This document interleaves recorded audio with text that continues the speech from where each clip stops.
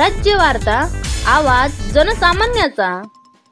सर्वप्रथम आपलं स्वराज्य वार्तामध्ये स्वागत आहे। आपण आलेलो आहोत हातकर्के सराकडे। सर, हा प्रकार तुमचा परतूर तालुक्यामध्ये घडलेला आहे आणि दातखिळे सरांचं आणि तुमचं म्हणजे अर्थार्थी हेच नाहीये, तरी तुम्ही त्यांच्यावर का असं बोलताय? दातखिळे साहेबाला मी वेळोवेळी सांगत होतो इथाचा प्रकार इथं अनागोदी चालू आहे, लेखी पण दिले मी, पण दातखिळे साहेब पुन्हा दुर्लक्ष करत होते इथाच्या प्रकारात। आणि सर्वप्रथम आपलं नाव काय आहे आणि पद काय आहे तुमचं? मी रामेश्वर किशनराव हातकर्के, मी काराळा शाळेचा मुख्याध्यापक। आणि तालुक्याचं काही पद वगैरे आहे का तुम्हाला? संघटनेचं पद आहे माझ्याकडे। कुठल्या संघटनेचं पद आहे? तसं मी समन्वय समितीचा सचिव आहे तालुक्याचा आणि मुख्याध्यापक संघटनेचा तालुका अध्यक्ष आहे। संघटना खूप आहेत तसे, पण प्रश्न मांडायला कोणी नसते। मी सतत प्रश्न मांडतो लोकांचे आणि लोकांच्या हिताचे मांडतो। एकही शिक्षक माझ्या खिलाफ बोलू शकत नाही, कारण मी त्यांचं कोणाचं नुकसानच केलेलं नाही। सर्वप्रथम स्वराज्य वार्तामध्ये आपलं स्वागत आहे।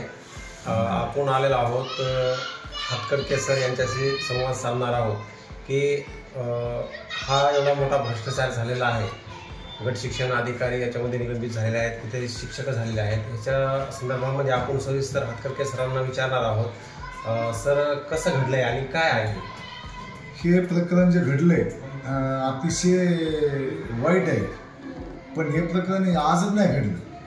ह्या प्रकरणामागं मेन आणि मुख्य माणूस जर असेल तर माननीय कैलास दातखिळे शिक्षणाधिकारी आणि त्यांच्यासोबत असणारे संतोष पिंपळे यांना मागं शाळेवर जाऊन रिलीव्ह केलं होतं आणि कैलास दातखिळे साहेब या शिक्षकाला रिलीव्ह करून सुद्धा यांना पुन्हा इथंच घेतलं। आणि कैलास दातखिळे साहेबांनी दरवर्षी महाराष्ट्रामध्ये कुठेही नसताना टॅक्स हा मुख्याध्यापक करत होते, पण त्यांनी स्वतःच्या अधिकारात बिओंना द्यायला लावले। बरं, द्यायला लावलं उलट आम्ही मुख्याध्यापक लोक खुश झालो, चला बाबा आपला काम केलं झाला, दरम्यान टॅक्स भरायचं काम नाही, झंझट नाही। पण त्यांनी टॅक्स बिओच्या खात्यात वळवला की लगेच एक महिन्यात 25 लाख रुपये काढले। मग तुम्ही अधिकार देतात तर तुमचं लक्ष द्यायचं काम नाही का इकडं? खाली काय होतंय आता हे 12 महिने जर तुम्ही पाहू शकत नाही, शिक्षणाधिकाऱ्याची व्हिजिट असती, वेगवेगळ्या ऑफिसला वरिष्ठाची व्हिजिट असती, तर त्या व्हिजिटमध्ये यांचं पाहायचं काम नाही का? बरं, ते बिओ साहेब जे आहेत ना, आता राहिला संतोष साबळे यांचा विषय, यांनी 12 महिने ते खात्याकडे पाहिलंच नाही आणि सतत मी त्यांना पाठपुरावा करतो प्रत्येक गोष्टीचा। हालाकी त्यांचं माझं पटत याच्यामुळे नाही की 7 वर्षापूर्वी त्यांनी चार्ज घेतला।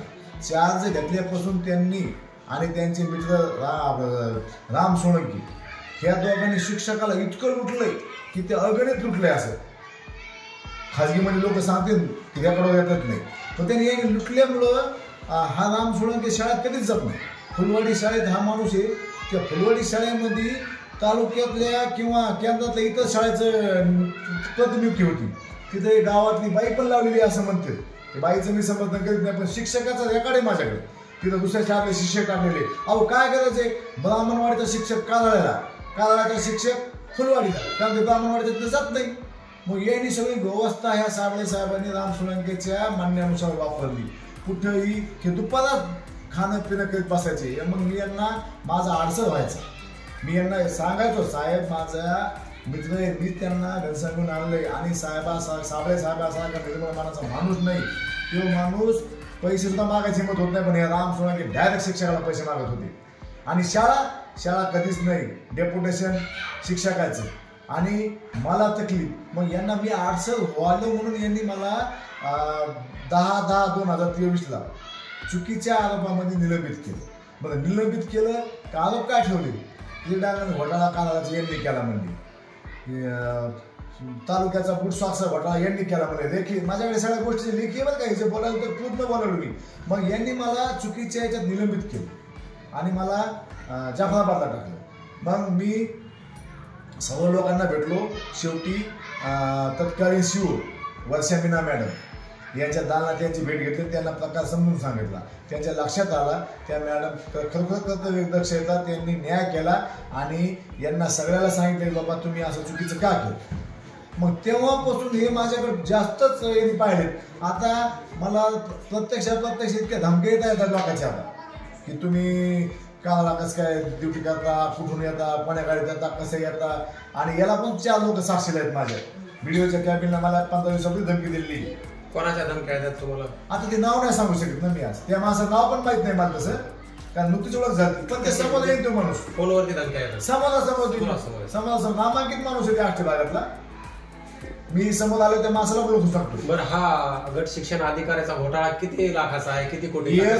1,34,45,438 रुपयाचा घोटाळा आहे. पण आता चंद्रकांत पोळ जे शालाचे काम पाहते त्या बिचाऱ्याच्या माथी पडला हा घोटाळा. खाल्लं या सगळ्यांनी, पण तो माणूस पैसे भरायला लागलाय आणि त्याची शिक्षकाविषयी तळमळे. माझ्या संपर्कात आहे तो माणूस.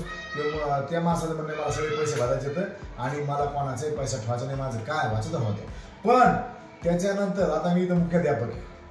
माझं काम काय, काम करून घेणं हे माझं काम आहे मुख्याध्यापकाचं. आणि या शिक्षकावर माझं नियंत्रण पाहिजे, शाळेवर नियंत्रण पाहिजे. तसं संतोष साबळे BO म्हणजे जो साधी पोस्ट नाही ती, तर त्यांच्या जर खात्यात जर ते पाहत नसतील आणि हे त्यांना मी वेळोवेळी सांगायचो की साहेब तुमचं लक्ष नाही इकडं, ते दुपाराच लावले की मोकळे. त्यांची मी LFT टेस्ट करा म्हणून मी मुख्य सचिवापर्यंत पत्र केले, काही कारवाई होत नाही. याच्यामध्ये दाखले साहेब पूर्णतः इन्व्हॉल्व आहेत, संतोष पिंपळे पूर्णतः इन्व्हॉल्व आहे, चंद्रकांत पोळ करायला भाग पाडले गेलो का चंद्रकांत पोळ, तो माणूस त्या लेवलचा नाही. पण यांनी काय केलंय आणि साबळे साहेब काय नाही आपली एक बोटी दोन बोटीने एक बोटी, याच्याशिवाय काय नव्हतं साहेबाला हे आम्हाला माहिती. पण तुमचं काम नव्हतं का लक्ष ठेवायचं? माझ्या शाळेत काम आहे माझं लक्ष ठेवायचं, किमान आर्थिक व्यवहारावर. मग यांच्याकडे कोट्यवधीचा व्यवहार आहे हे पाहत नसतील. आम्ही सांगायला निवेदन द्यायलो, लक्षात आणून देतो, काही पाहत नाही. साहेबाच्या ऑफिसमध्ये लक्षच नव्हतं. सगळा कारभार हा राम सोळंके चालवत होता आणि त्याच्या शाळेत शिक्षक असताना त्याला सतत 4-13 कसं काय कनिष्ठ शिक्षक आहे सगळ्यात. आणि विशेष म्हणजे दातके साहेब त्यांचं ऐकत होते. आणि काल दातके साहेबाला पण मी सांगितलंय तुमच्यामुळे सगळा प्रताप झालाय, राम सोळंकेने जास्त इथं आर्थिक केली. नाहीतर साहेब राम सोळंके ऐकून चालत नव्हते, ही गोष्टच घडत नव्हती. आणि सगळी ही कंपनी शोधला राहणारी यांची नेहमी उठ पैसे, काही हरकत नाही आमचं, पण अशा चुकीच्या गोष्टी करायला नव्हत्या पाहिजे. आणि शिक्षकाचे पैसे भरावे इथून पुढे. आणि यांनी कोणताही पद भरताना नियम सगळे डावललेले. दातके साहेबांनी जिल्ह्यामध्ये जे काही पदभार झाले तर ॲडिशनल केंद्रप्रमुख असतील, ॲडिशनल तुमचे EDI असतील. अहो मंठा तालुक्याचे माणसं अंबडमध्ये आणि आष्टीचा माणूस कुठं खांडवीमध्ये, हे काय नाही कुठला. आणि कशाला मिळणं यांना शाळा केंद्रप्रमुखांनी पूर्ण वेळ शाळा करून हे पद सांभाळायचं असं पद साबळे साहेब काढतात आणि सोबतच घेऊन फिरतात रोज. अहो त्यांच्या सोबत फक्त रात्री झोपायला